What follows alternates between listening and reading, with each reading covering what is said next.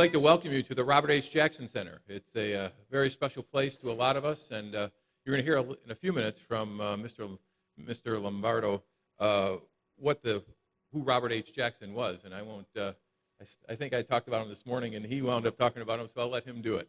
But first of all, in the room this morning, this afternoon, like to welcome Purcell Middle School, and we have Panama Central School, and we also have Frewsburg Central School. So thank you for being here today. And then we're broadcasting live to a few other school districts. We'd like to welcome Catskill High School, Marion Central School District, Maple Hill Middle School, the Watkins Glen High School, and Hammond Central School. So welcome to all of you to the Robert H. Jackson Center. Each year, the Center partners with Law, Youth, and Citizenship Program of the New York State Bar Association and area sponsors to bring a young adult author to the center in celebration of the important contribution of young people's literature to lifelong literacy, education, and citizenship. Now, in its 9th year, we are pleased to welcome this year's feature author, Charles J. Shields, author of Mockingbird, A Portrait of Harper Lee, who will be delivering a presentation to you in just a few minutes.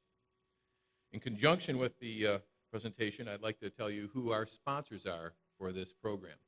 And these are the groups of people who make it possible for us to get the money to bring you here and to bring Mr. Shields here. The Law, Youth, and Citizenship Program with the New York State Bar Association does an awful lot for us, and we appreciate that.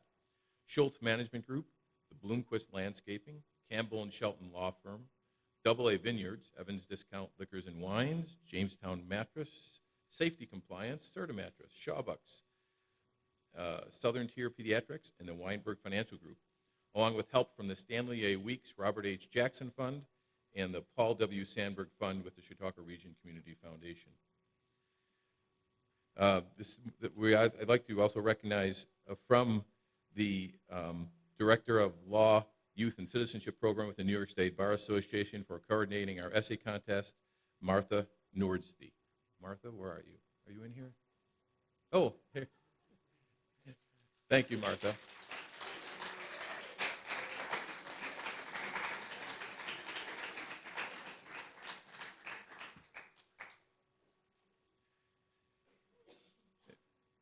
And I'd like to thank all our volunteers here at the center. And of course, I'd like to thank BOCES for their distance learning and video conferencing service for streaming this live for us this morning. So at this time, I'd like to turn it over to the gentleman who coordinated the event, Mr. Paul Lombardo. Paul?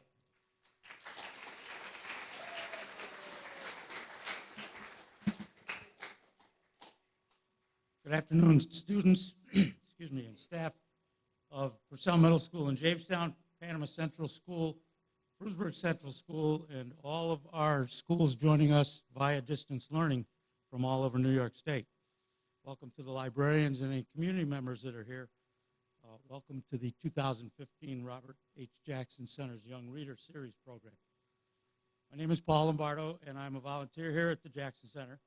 And I'd like to tell you a little bit about the mission of this program, which we have done for the past 9 years.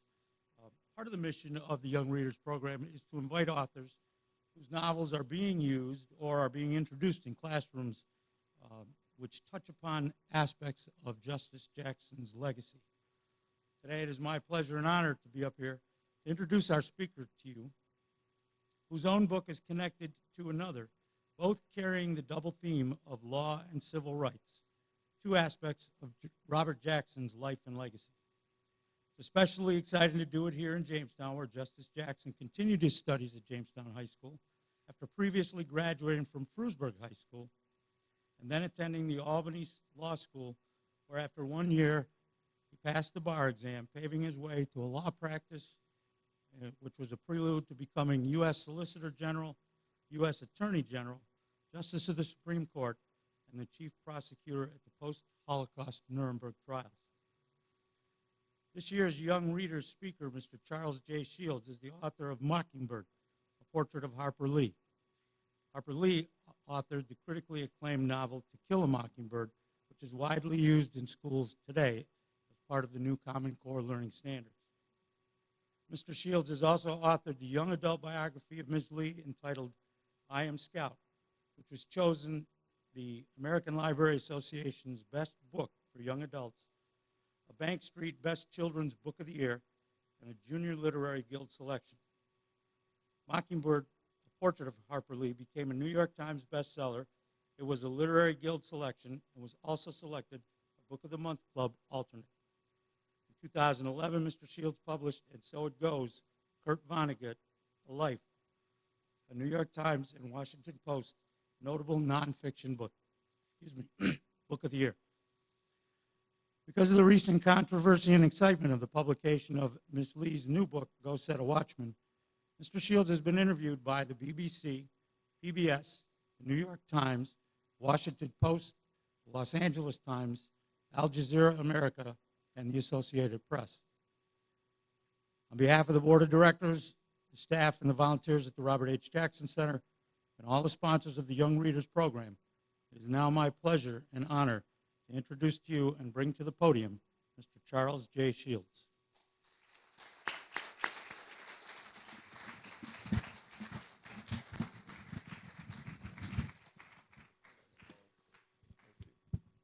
Well, thank you for inviting me here. I taught high school English for 17 years in Chicago, and I'm always glad to talk to young people. I got into high school teaching because I like young people. And when I look at you, I see the future. And from where I stand, the future seems to be in very, very good hands. So it's a pleasure to me to be here with you. I thought before I talked about Harper Lee and how she became a writer, I might tell you a little bit about how I became a writer, because I just told you that I taught high school for a long time. Then I made a transition into being a writer, and it goes all the way back to something that happened to me when I was about your age. I grew up in a Chicago suburb, and in the 8th grade, I started getting worried about going to high school. The reason was some of the older kids on my block were saying things like, well, you know, high school teachers don't help you as much as your 8th grade teachers, and the kids are bigger, you better watch your P's and Q's. Boy, some of those seniors.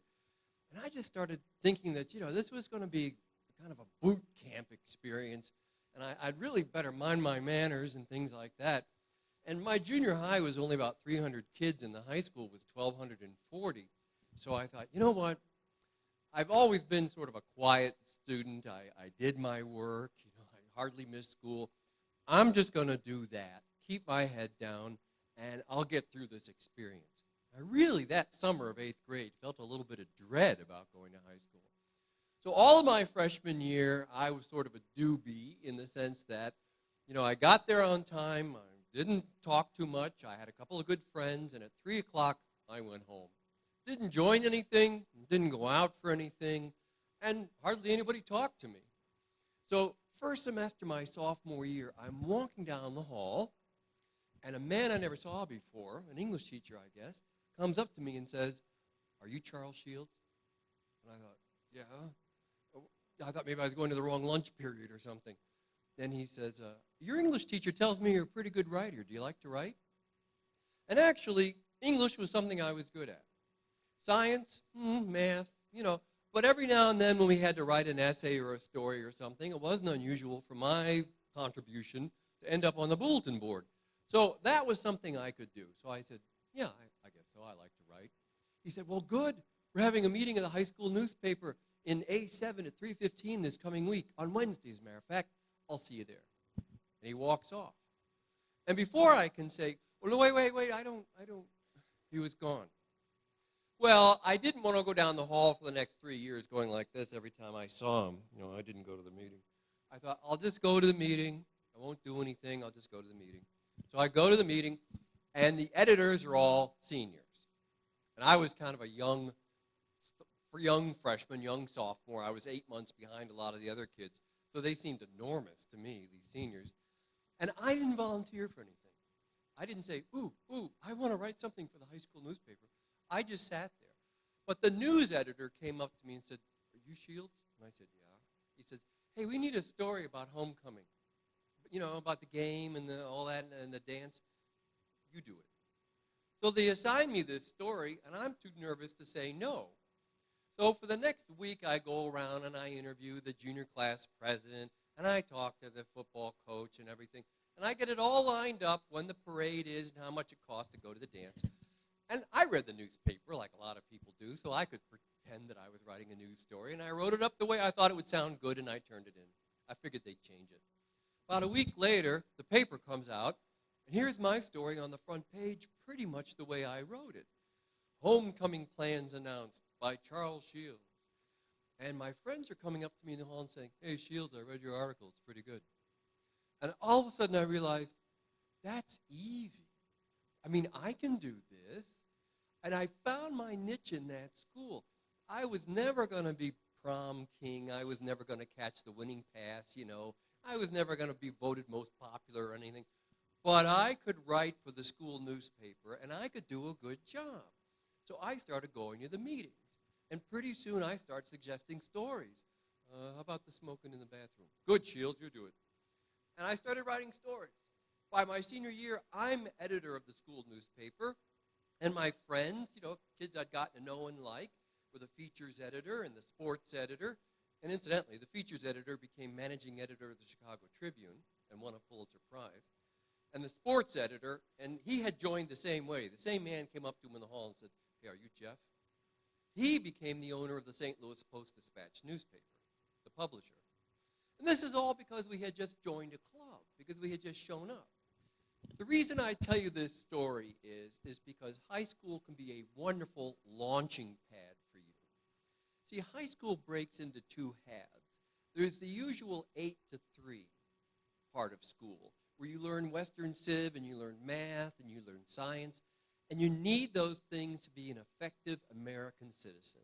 You need to know whereof you speak when it comes to voting and politics and economics and investments and taxes. Necessary.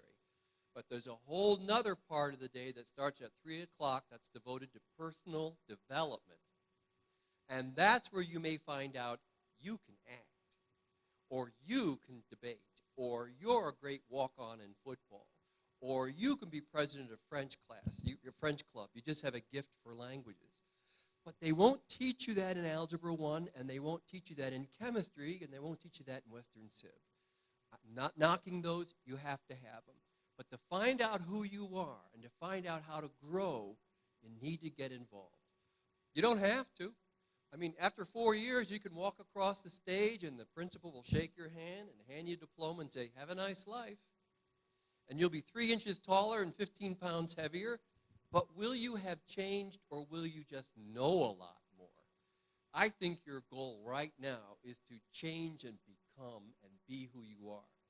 Now, one word of warning. Your friends may not like that you change. They have a notion of who you are. You like this music, you dress this way, you're into this kind of stuff. And then you start going out for clubs and teams, and suddenly you can't come after 3 o'clock. You've got a meeting. You're not available on Saturday. You got tryouts. You're sitting with a different group at the lunch table, and they don't like it because you're changing on them. I'll tell you about an 8th grade girl that I heard about. She went out for plays in 8th grade. She just loved everything about theater. She started out painting sets, and then she did lights, and then she started getting parts. And her friends didn't like this because she just, wasn't available anymore. So she goes to her locker one day, and there's a note slipped into her locker. And she opens the door, and she takes it out, and it says, "You think you can act, but you can't." And that girl was Hilary Swank. And that's what happens when you go out for things. You find out who you are. So when it comes to your friends not liking you changing, I only encourage you to think this way. Don't ask for permission. Don't look over your shoulder and say, "Oh, is it okay if I become me? Is it okay with you? Can I get your approval to be who you want me to be?" Forget it. You become who you want to be even if nobody likes it. And that leads into the story of Harper Lee, Scout, and how that novel became to be. So why did I write a novel about it, or write a biography of Harper Lee? It's because I taught English, and we had to teach To Kill a Mockingbird, and the kids loved it, and I enjoyed it. One thing I noticed, though, is that I could never tell them very much about the author. I mean, for example, after we got into it, somebody would say, "Harper Lee, is he still alive?" Well, it's a woman, but you'd never know from the name. And then other kids would say, well, how much of this is autobiographical? I mean, was there ever really a Tom Robinson? And I tried to find out. There was not much about her. I went to some encyclopedias, and they said things like, oh, she graduated in law from the University of Alabama. She didn't. She dropped out her senior year. Oh, she went to Oxford University, and she got a degree in English. She didn't. She went as part of a summer student exchange program her junior year. She didn't get a degree from Oxford. But every single encyclopedia said Harper Lee is a direct descendant of Robert E. Lee, which she is not. She is not a direct descendant of Robert E. Lee. She just has the same last name. My grandfather's middle name was Grant. He was named for Ulysses S. Grant. I'm not related to Grant. But these are just part of the mysterious things that I would find out about her until finally, after I left teaching, I thought, I'm going to research Harper Lee because, well, my mind is divided in half. One side is creative as a writer, and one side is financial. I write full time. I have to pay my bills. So the creative side says, is this a topic so new and interesting that I could stick with it even when it gets boring? Because it takes years to write a book. And the financial side says, and then when you get done writing it, Shields, who's going to walk into a bookstore and say, oh yeah, I'll spend $24.95 on this book? So it's got to be interesting to me, and it's got to have some potential to sell. And when I found out that there had never been a biography of Harper Lee, and 100,000 young people a year read it for the first time, I thought if I could get 10% of the people who like To Kill a Mockingbird to pick up my book, I might have a hit. So that's why I spent 4 years writing the book. I got no cooperation from Miss Lee, none at all. Harper Lee dropped out of sight in 1964. She decided she didn't like being famous. I mean, that's hard to believe in our celebrity culture where every time somebody adopts a baby, they end up on the cover of Us or something, right? You know, or when they get remarried and this is true love, they end up somewhere in People magazine.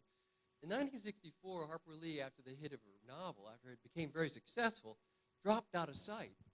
And as a matter of fact, when she found out that I was going to write a biography of her, she called all of her friends and told them not to cooperate with me. And she told them not to share any pictures, too. This is unfortunate. It's not how I wanted it to go. My plan was to do this. I was going to propose to a publisher a biography of Harper Lee, and I gave them a 90-page outline, chapter by chapter, all the people I'd talked to, everything. And then somebody, as a favor to Miss Lee, sent her a copy of my proposal. So she saw it before I even had a chance to approach her. And what I was going to say is, Miss Lee, I want to do a good job on this book, and when I get done writing it, I'll give you the manuscript. And if you see anything that's inaccurate or wrong, just circle it, and we'll talk about it, or I'll change it. So you'll have control, and that's unusual in book writing, but I wanted it to be right. Well, I never got that far because she said no, she would not cooperate. And so my agent said, okay, let's just do this. Try not to antagonize the woman. I mean, don't pry where it's not necessary. Try to come across as a gentleman. When I went down to Monroeville, somebody said, you want to go by Nell's house? She might be outside gardening. And I said, no. She already knows I'm writing this book. I don't want her to think that, oh, now the guy's, cruising, looking at me. So I didn't have anything. I didn't bother her, and she never sent me a letter from a lawyer saying, stop writing that book or you'll be in court. It went fine.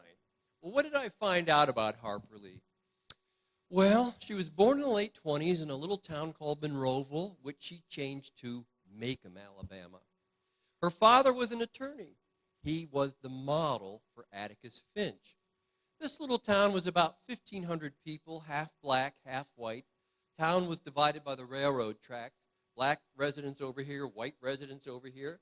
In those days of strict segregation, if you were in town after 6 o'clock at night and you were black, you should have a note from somebody saying you were on important business.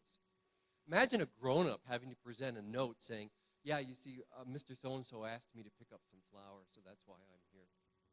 That's how segregated that town was. The book, To Kill a Mockingbird, draws a lot on Harper Lee's life, but it's not strictly autobiographical. No fiction writer just retells the past. Stories don't fall into your lap. You have to compress time. You have to combine people. You have to eliminate incidents where nothing happened for a while. But there were certain similarities between To Kill a Mockingbird and her life. For example, as I said, her father is Atticus Finch, a well-known lawyer in town. She is Scout. Harper Lee growing up was just like Scout. Precocious, little mouthy, got into fistfights on the playground, real tomboy. Living next door was a little boy who was there with his aunts, not his parents, his aunt and his uncle. His name was Truman Streckfus Pearson, and they were best buddies because they both liked to read and they liked to make up stories. In fact, Mr. Lee gave Nell, Harper Lee, that's her full name, Nell, gave her an old typewriter from the newspaper office, and she and Truman used to make up stories about people on the block. He would type, she would dictate, and then they would switch. Truman was a very lonely little boy. His parents had dumped him there. They really didn't want anything to do with him. His mother wanted to be a model, and her father liked to party in New Orleans. For the first couple of years of his life, they used to lock him in the hotel room and just leave him alone. Then they'd go out. They'd come, he'd pound on the door and cry and everything. They'd come back at 3 a.m., and he'd be lying on the floor with his thumb in his mouth, having tired himself out from crying. And finally, they just dropped him there in Monroeville with some relatives and let him be. He's the model for the little boy, Dill. The boy who says, my parents don't want me. And they didn't. They didn't want Truman. And there was nothing wrong with him. It's just he slowed them down. So he's Dill. He'll grow up to be a famous person. Truman Streckfus Pearson, as he was known in those days, his mother remarried years later to a Cuban-American businessman in New York whose last name was Capote. And Truman Streckfus Pearson became Truman Capote, the author of Breakfast at Tiffany's and The Grass Harp, and a book that maybe you shouldn't read unless you have a strong stomach. The book's called In Cold Blood.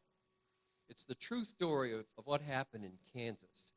Now, I know you've read Twilight, maybe, and you've read Hunger Games and The Fault in Our Stars and things like that.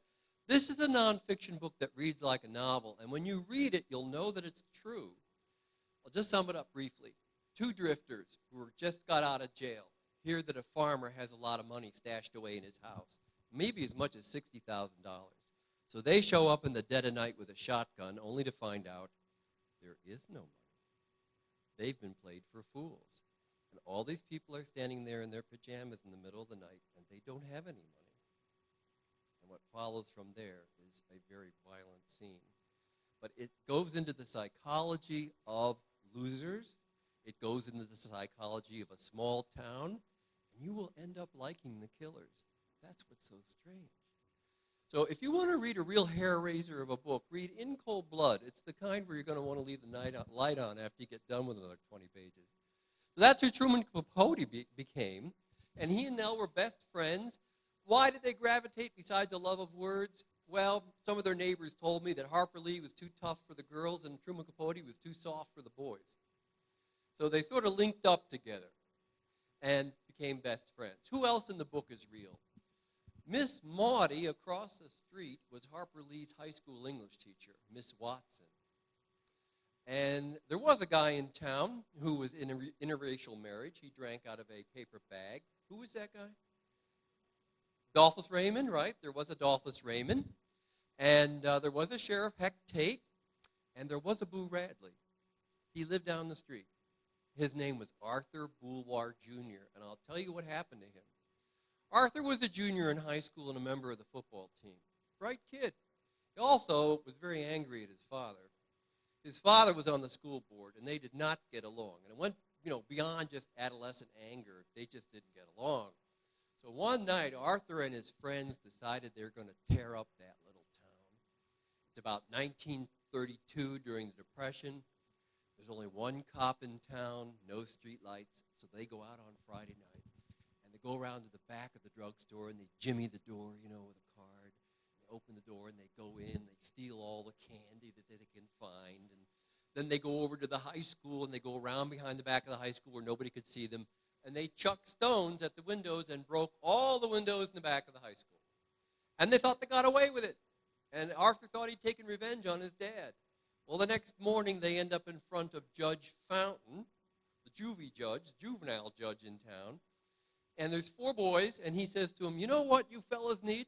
I think you need a year in the reform school in Birmingham. Actually, that would have been half bad. Because in the 30s, during the Depression, reform school taught you a trade. It was like DeVry for juvenile delinquents. I mean, they taught you how to do engine repair and welding and everything. 3 of the guys who went later graduated from Auburn in engineering. So breaking into the drugstore was the best move they ever made. But Arthur didn't get to go because when he was about to be sentenced, his old man raised his hand and said, Your Honor, may I say something? And Judge Fountain said, Go ahead, Mr. Boulware. And Mr. Boulware said, Your Honor, if you remand custody of my son to me, I guarantee you he will never bother anybody in this town again. Well, the judge wasn't anxious to send another kid up to juvenile prison, so he said, all right, Mr. Boulware, go ahead. So Arthur Boulware Sr., had a talk to his son, and he said, you know what? I thought you were a pretty good kid. I mean, you go to church, and we try to teach you respect, but you surprised me for the last time because I have tried to make something of myself in this town, and now I can't walk down the street without people pointing at me. That's what I think they're doing, and saying, there goes old man Boulware.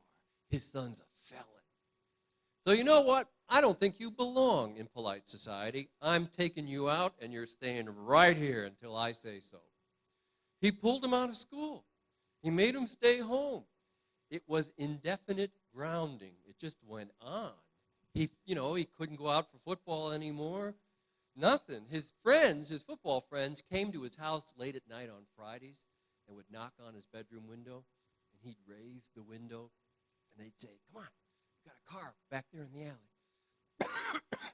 And so he'd sneak out, and they'd go for a drive in the country. And he'd come back in before dawn, and his dad never found out. But eventually those guys grew up, and they graduated from high school. And then there was World War II in 1941, and they went away. They never came back. When you've been in the military and seen the world, you're not coming back to some podunk town in Alabama. So they didn't come back. And Mr. Boulware used that as an argument against his son. He said, you see, in life, there's 2 roads. You can take either one. Your friends took one road and went off, and they're living their lives, and you're here. Arthur didn't come out after a while. He figured people didn't want to see him. Nobody had seen him in a long time, and little kids were making up stories about him. They said, you know why he never comes out? It's because he eats squirrels. Yeah, he's crazy. He's chained to the bed. And you know that dog that died, the one we found at the corner? Arthur strangled him. And they made up all these stories about him. And when they would pass by his house coming home from elementary school, they'd put their hands over their mouth because the rumor was if you inhaled Arthur's breath, you'd go crazy too. So that's the way they saw Arthur Boulware, and he never came out of that house again in daylight until he was carried out on a stretcher, dead at 40 from tuberculosis. And he's buried next to his father in the Monroeville Cemetery. And that's who Boo Radley really was. And that's what she based the story of his life on. Well, you may notice one other thing, which is there's no mother in To Kill a Mockingbird. Where did she go? Because as a matter of fact, Harper Lee had a mother. Her name was Frances Cunningham Finch Lee from Finchburg, Alabama. Her father was the postmaster, and they named the town after him, Finchburg, Alabama. So where's the mom? Well, did you run across a sentence in the novel that says, my mother died, and so I never got to know her? My mother died when she was 2, when Harper Lee Scout was 2. What happened was this. Mrs. Lee suffered from severe depression, and she had Harper Lee when she was in her early 40s. We know something now about a phenomenon called postpartum depression, when some women feel like failures because they're no longer pregnant, and they're not capable of handling this baby, and despair just descends on them. And Mrs. Lee already had a problem with depression. So one day, Harper Lee's sisters, Alice and Louise, heard some kind of fighting going on in the bathroom, splashing and crying, and they go in there, and Mrs. Lee's trying to drown Harper Lee in the bathtub when she was 2 years old. So that's why there's no mom in To Kill a Mockingbird. It's not because Harper Lee hated her mother. It's because she didn't understand her. The emotional bond was broken at 2 years old. What if you overheard by accident when you were 5 or 6 that your mom tried to kill you and meant to?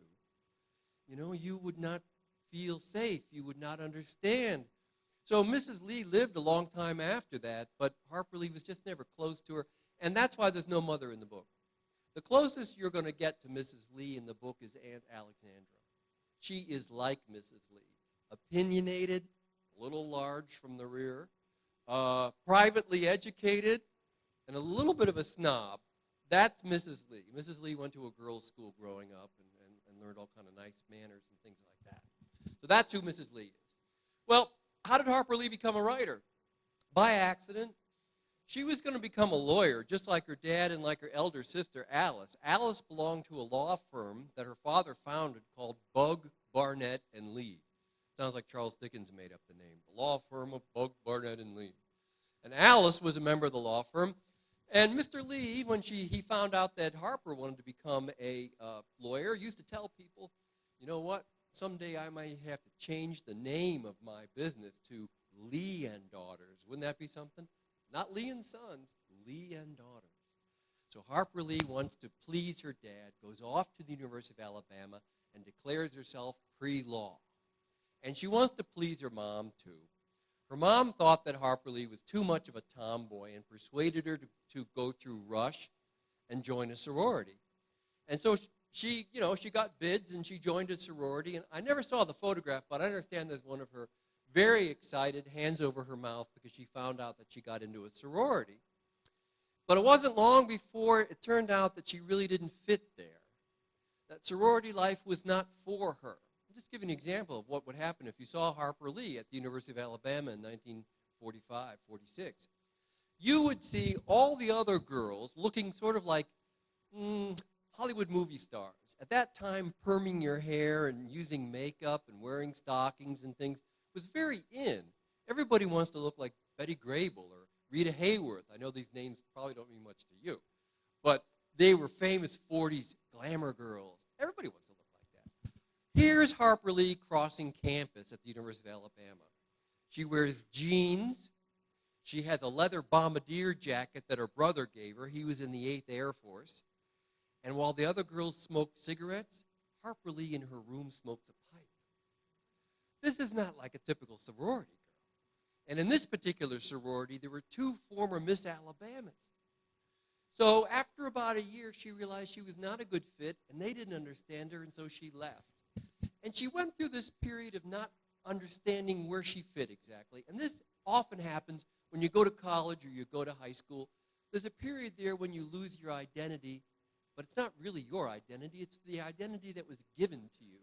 And now you're changing into somebody else. So for about a year, she didn't know who she was until she began writing for the campus newspaper. She wrote a humor column. It wasn't screamingly funny. I read all of them, but it was witty. And also, she took on some controversial issues. She made fun of segregation. She made fun of Southern sheriffs. One reader on campus wrote in a letter saying, Miss Lee's columns are amusing, but she lays it on pretty heavy sometimes. Because in those days, it wasn't polite to talk about segregation. It wasn't polite to talk about differences between white and black people. I mean, things were just the way they were. Some people could even point to the Bible for support. They'd say, well, don't you see in the Bible where it says, in my Father's house are many rooms? Yeah. Well, there are rooms for white people, and there are rooms for Mexican people, and there are rooms for black people. And there's this big roof that covers all of humanity called God's grace, but there's no reason for everybody to be in the same room. Why do you think that most of the people in Africa are black? Why are most of the people in England white? So people would point to all kinds of what they called evidence to prove that segregation was right. And this is the way God intended things to be. She became a bit of a controversial figure, and she loved it.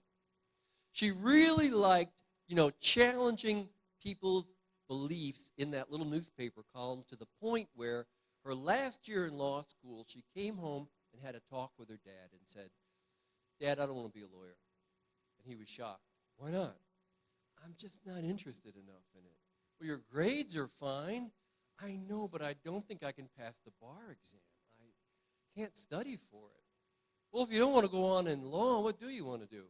I want to go to New York and be a writer like Truman. He thought that was the dumbest idea he'd ever heard. She's a fourth-year student in law, and now she says, I quit. I want to be I want to be a writer. And he said, okay, I'll tell you what. I paid for college, but I'm not paying for you to go to New York City and hang out as some kind of artiste, wearing a beret and writing poetry and things. You want to play that life, you're going to pay for it. So she said, okay. So she worked for years as a waitress in Monroeville in a diner that was attached to the country club. And in 1948, she goes to New York. And her mother says, look nice. So she wears long white gloves, and she wears a dress, and she takes her typewriter, and she wears high heels. And when she gets to Penn Station, she kicks her shoes off because her feet are killing her. And she goes into New York to make her way.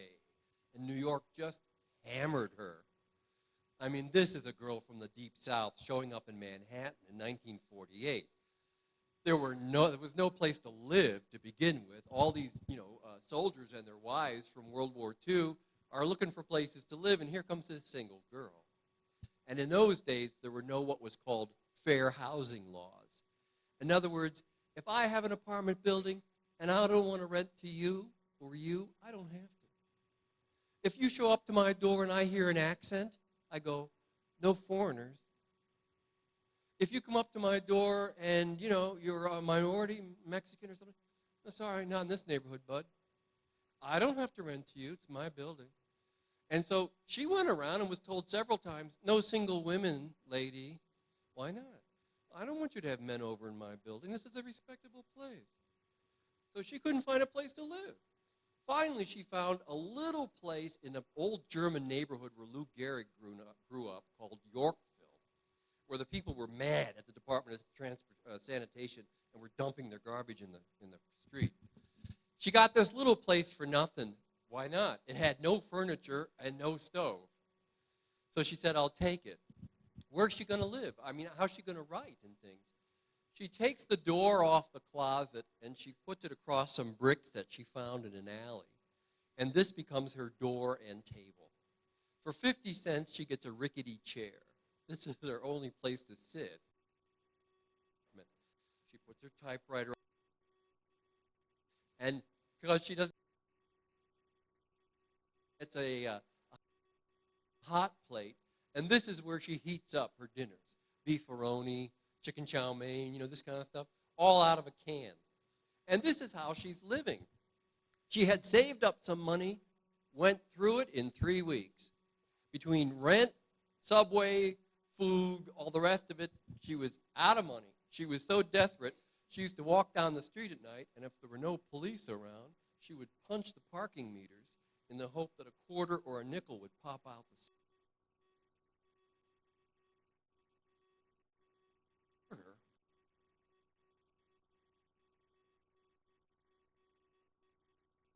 in a coat. You can have a egg salad sandwich. So this is the way she's living until finally somebody said,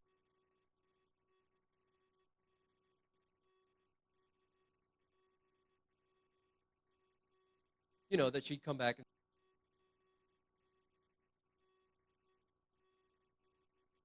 she works at a counter and she sells.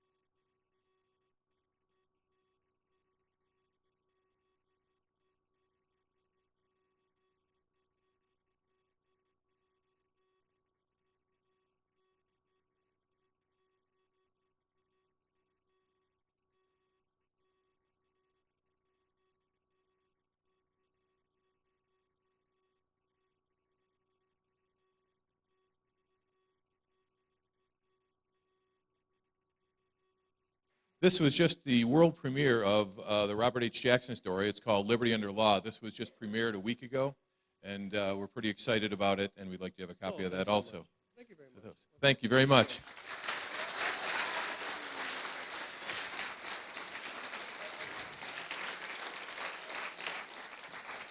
Thank you to all the students who are with us via BOCES Connection. We appreciate you being here, and have a great day. And to all the students here, you have a great week, too. Talk to you soon. Thank you.